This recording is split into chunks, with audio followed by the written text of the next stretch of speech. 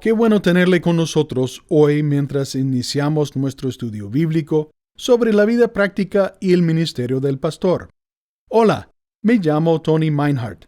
Mi deseo es enseñarte algunas cosas que te ayudarán. Como pastores necesitamos un manual para hacer lo mejor que podamos por el Señor.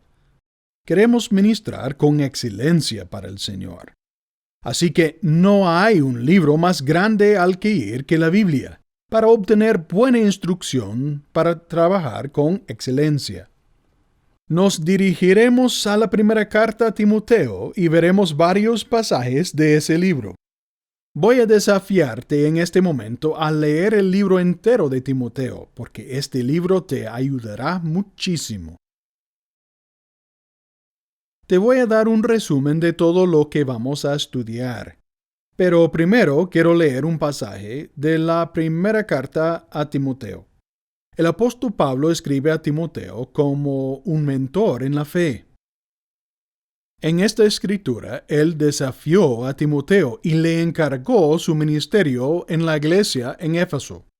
El desafío que Pablo dio a Timoteo se encuentra en el capítulo 1, en los versículos 18 y 19.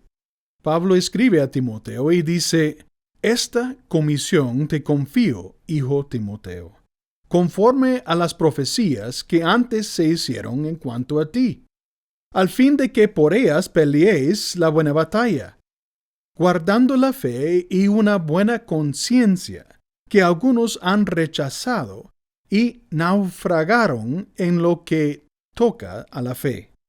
Entonces, básicamente, el encargo que Pablo le da a Timoteo es que pelee una buena batalla espiritual como un pastor. No va a ser fácil, sino difícil, pero él lo desafía a hacer un trabajo excelente en el ministerio para el Señor. Y lo que escribe en esta carta son cosas que pueden ayudarnos a ser el tipo de pastor que necesitamos ser. Entonces aquí están algunos de los temas que vamos a ver y te desafiarán a medida que avances en estos capítulos que reuní para ti. Al final de cada capítulo habrá una sección llamada Lecciones. Esta lección te dará algunas preguntas y cosas para hacer durante la semana. Esto te ayudará a tomar lo que aprendas y aplicarlo a tu vida de una manera personal. Te ayudará a convertirte en un mejor ministro del Evangelio. Entonces, aquí están los temas que vamos a ver y espero que ellos te ayuden. La primera cosa que vamos a ver es qué es lo más importante en un ministerio significativo. Si vas a tener un ministerio eficaz, entonces debes saber dar prioridad a lo que es importante y saber lo que no es tan importante. Debes poner primero lo primero. Por lo tanto, tenemos que saber qué poner primero en un ministerio eficaz. En el capítulo 2 de 1 de Timoteo, versículos 1 a 4, Pablo escribe a Timoteo lo que creo que debería ser la prioridad número 1.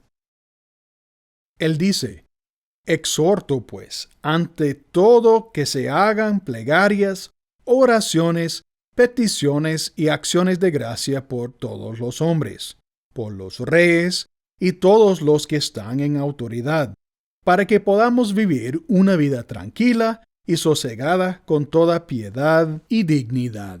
Y dice en versículo 8, «Por tanto, quiero que en todo lugar los hombres oren, levantando manos santas, sin ira ni discusiones». En la primera parte, sin lugar a dudas, Pablo anima a Timoteo que la prioridad en su ministerio sea la oración. Y tú también debes tener a la oración como prioridad si deseas tener un ministerio de excelencia. Estas son cosas que veremos en este estudio y les animo a leer. ¿Cuál es la perspectiva de la Biblia sobre la oración? Te daré 5 pasajes de las Escrituras que te mostrarán la importancia de la oración en tu vida. la importancia de la oración en tu ministerio. Te desafiaré a poner en práctica estos principios en tu vida.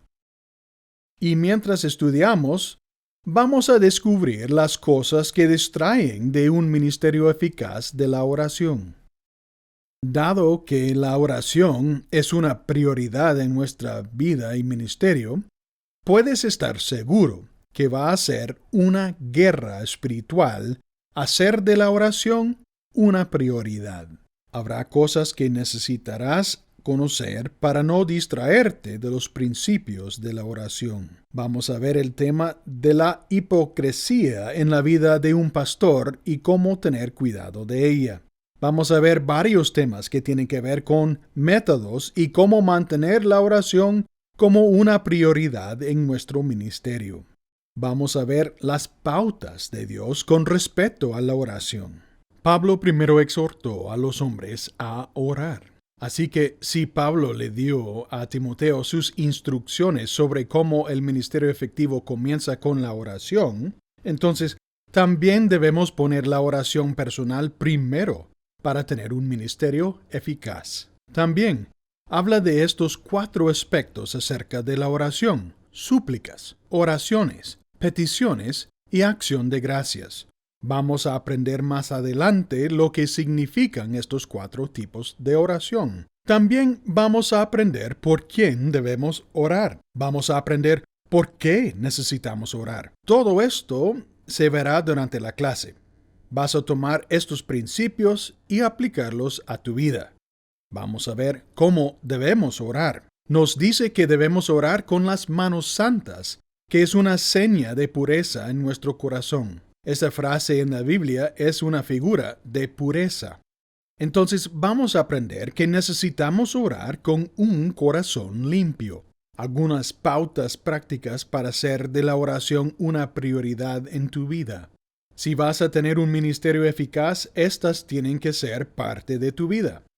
Vamos a desafiarte a poner estas cosas en práctica todos los días.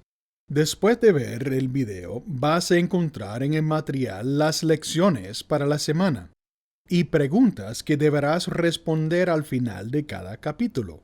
Ahora, el título del capítulo 2 es ¿Cuál es el papel de un pastor? Con todas las demandas en el ministerio y todas las cosas que tenemos que hacer, por ejemplo, cómo ayudar con las necesidades de las personas, a menudo la pregunta surge en la vida de un pastor: ¿qué debo hacer? Vamos a ver 1 de Timoteo capítulo 1, versículos 1 a 11 y los versículos 18 a 20. Son el encargo que Pablo le da a Timoteo. En el capítulo 2 hay algunas cosas que vamos a ver en el consejo que Pablo da a Timoteo y a nosotros. En primer lugar, tenemos que aprender a mantenernos en el camino. Es fácil distraerse, ir en una dirección diferente y enredarse en las cosas que las personas nos piden. Vas a tener que aprender por mucho estudio y oración que no debes dejar que la gente te distraiga de lo que Dios te ha llamado a hacer. Número 2. Debemos comunicar la verdad. Verá esto en los versículos 3 y 4 de capítulo 1. Dado a que hay tanta doctrina falsa circulando en nuestro medio, es urgente que entendamos y que nos dediquemos a la palabra de Dios, para que al predicar, prediquemos la verdad. Debemos alejarnos de lo que Pablo llama mitos, falsos maestros y cosas que consumen nuestro tiempo y nos distraen. Asegúrate de comunicar la verdad cada vez que tengas la oportunidad de predicar. Enfócate en el objetivo. Pablo instruyó a Timoteo a enfocarse en el objetivo. Aunque tenemos otras metas y objetivos, Pablo quiere que estemos enfocados en el objetivo que es el amor de Cristo. Y vamos a aprender lo que esto significa. Además, Pablo animó a Timoteo a recordar la norma que está delante de nosotros. Vamos a aprender sobre eso. Debemos aprender a obedecer los mandamientos que la Biblia enseña. no solo para esperar que otros obedezcan, sino para reconocer la importancia de vivir una vida obediente a lo que predicamos. Si vamos a ser eficaces en el ministerio, es importante que no solo digamos las cosas correctas, sino que hagamos las cosas correctas delante de otros. Vamos a ver el capítulo 3 con el título Lo que se debe hacer y lo que no se debe hacer en el ministerio. En este capítulo vamos a estudiar 1 de Timoteo 4, versículos 6 a 19, donde Pablo desafía a Timoteo sobre lo que se debe hacer y lo que no se debe hacer en el ministerio. Por ejemplo, en el versículo 6, Pablo dice, «Al señalar estas cosas a los hermanos, serás un buen ministro de Cristo Jesús, nutrido con las palabras de la fe y de la buena doctrina que has seguido». Como pastores debemos servir el nombre de Cristo para su gloria. En todo lo que hacemos, esa es nuestra meta, honrar y glorificar el nombre de Jesucristo. Pablo después da pautas para seguir las metas de Dios. Primero, él dice que no tiene nada que ver con las fábulas mundanas. Vamos a mirar a lo que Pablo quiere expresar con esta declaración. Después vamos a ver cómo ejercitarnos para la piedad, con toda devoción a Dios, y el propósito de la piedad a Dios, y el significado de esto para nosotros. Pablo le recordó a Timoteo y a nosotros que ninguno tenga en poco tu juventud. Posiblemente Timoteo era un joven al momento de dirigir a la iglesia en Éfeso. A veces puedes desanimarte por otros debido a tu edad. Simplemente porque seas joven no significa que no estés calificado o apto para hacer la voluntad de Dios en tu vida. No permitas que los demás te menosprecien por tu edad. Permanece firme en tus convicciones. Dios puede usarte sin importar tu edad. Luego, él habla de no descuidar el ministerio. Es muy fácil hacerlo. Después de eso, Pablo habla sobre tener cuidado de sí mismo y de su enseñanza en el capítulo 4, versículos 15 a 16. Veremos y trataremos de obtener un conocimiento más claro de lo que Pablo estaba hablando cuando desafía a Timoteo a tener cuidado de sí mismo y siempre prestar mucha atención a lo que estaba enseñando. Hay 5 lecciones que vamos a ver en este capítulo. Primero, no hay ninguna meta más alta en el ministerio que ser un siervo. Si hay una cosa que pudiera compartir contigo, sería que no olvides que tú eres un siervo de Dios. Eres el pastor de un rebaño, no eres un pastor de cabras. Hay una gran diferencia. Debemos ser pastores y siervos del Señor. Ser un ejemplo vivo para los demás. Dejar que otras personas te vean viviendo para Dios. Hacer de la exposición de la palabra de Dios el estilo de vida de tu ministerio. No solo digas a otros qué hacer, vive lo que predicas.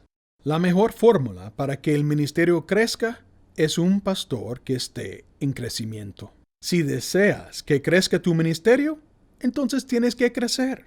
La autenticidad de un pastor se ve en su compromiso. Sigue adelante. Será difícil, pero sigue adelante. Al final de este capítulo tendremos algunas preguntas para responder. Ahora, avancemos al capítulo 4, el contentamiento en Cristo. Esto se encuentra en 1 de Timoteo, capítulo 6, versículos 6 a 10 y 17 a 19. Hablaremos sobre el significado del contentamiento en Dios y dónde estamos y qué tenemos. Es tan fácil estar descontento y pensar sobre ganar más. Seguramente podemos desear más, pero hay un cierto elemento en el ministerio que Dios quiere que aprendamos acerca de estar contentos.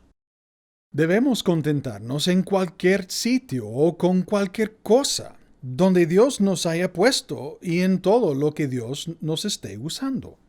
Hablaremos de los beneficios del contentamiento. abundar en gozo en lugar de esforzarse por obtener más. Cuando estamos contentos, hay una sensación de placer en lo que estamos haciendo. Como pastores, necesitamos establecer un ejemplo de disfrutar de lo que hacemos.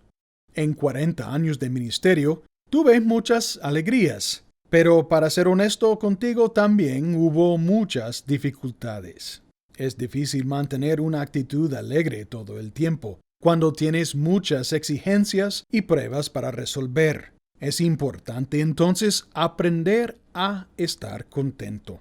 Segundo, el contentamiento nos da libertad para reconocer y aplaudir los logros de otros, sin caer en la envidia. No te concentres en lo que otras personas están haciendo. No te concentres en el éxito o los fracasos de otros en el ministerio. No te concentres en si un pastor tiene una congregación más grande que tú, porque si lo haces, empezarás a sentir envidia, y esto se verá reflejado en tu vida como pastor. Tercero, el contentamiento nos permite desarrollar un espíritu agradecido. Necesitamos estar agradecidos porque somos salvos, agradecidos de que somos llamados y agradecidos de que estamos siendo usados. Recuerda estar contento en el lugar donde Dios te ha puesto. Luego aprenderemos cómo aplicar el contentamiento a nuestras vidas.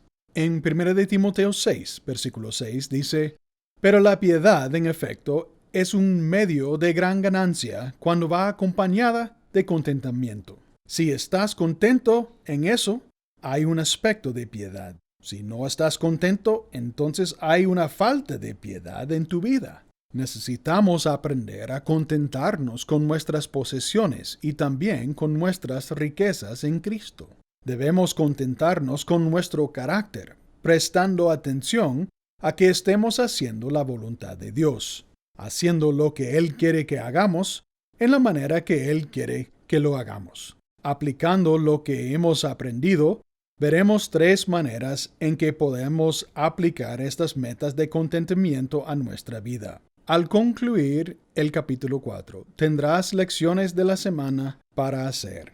Mi deseo es que las apliques a tu vida. Finalmente, llegaremos al capítulo 5 de nuestro estudio. Posiblemente este capítulo es el más difícil y probablemente el más importante. Este capítulo tiene que ver con la evaluación. Vamos a pedirte a evaluar tu ministerio, cualquier que sea. Si eres pastor, entonces tendrás que evaluar tu ministerio pastoral. Si eres otro tipo de líder, tendrás que evaluar el ministerio que desempeñas. Hablaremos sobre lo que significa evaluarse. ¿Qué quiere decir Dios cuando nos pide que nos evaluamos a nosotros mismos? Por cierto, es fácil evaluar a otras personas, pero a menudo es difícil evaluarte a ti mismo. Vamos a ver cómo nos ayuda la evaluación. Veremos 4 maneras en las que la evaluación nos ayudará cuando estamos dispuestos a hacerla a nosotros mismos. Después, echaremos un vistazo a nuestros ministerios. Miraremos de una manera directa el ministerio en el que estás sirviendo. Estaremos desafiados a analizar profundamente nuestro ministerio y evaluar dónde estamos y qué estamos haciendo. Mientras hacemos esto, vamos a comparar todo esto con lo que Pablo dice en su carta a Timoteo.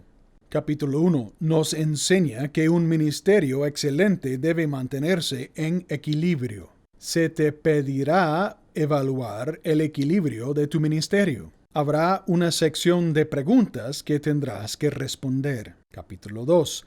El ministerio de la oración. Te pediré evaluar tu ministerio de oración y la efectividad de este ministerio. Necesitas ser honesto contigo mismo y con Dios. Capítulo 3.